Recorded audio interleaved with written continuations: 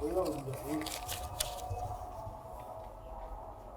Saminu, jan girman Allah dai karka takura wa rayuwata. Akan katin 500 shine zaka addabe ni ka takura min da kira?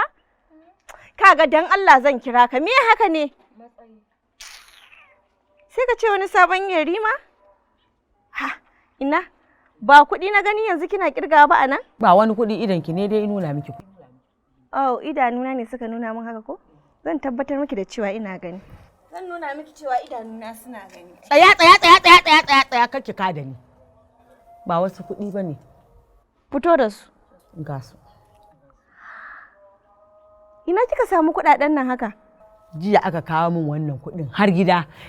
Nuna miki cewa halama cewa na fi ki farin jini ta ko ina. Farin jini kuma inna. Kin ga kawai ki ce min kin shiga adashin matar mai gari ne ke ce ta farkon kwasa aka kawo miki naki har gida. Wallahi ko kaɗan. Wani alhajin birni ne izo ikawan kuɗin nan har gida. Alhajin birni? Kuma za ki gan shi. Allah sarki. To ai sai a bani nawa ka san ko inna. Ina fa za a baki na dama ina so in wannan. Na fi ki farin jini. Kai, inna lillahi wa inna ilaihi raji'un. Ina zuwa. Ah to, inda dai zaki san na fi ki farin jini. Gashi nan har gida ake kawo min kuɗi. Ke kina zaɓe-zaɓe. Alhajin birni har gida aka kawo wannan kuɗi. Kina can kina ballagazanci.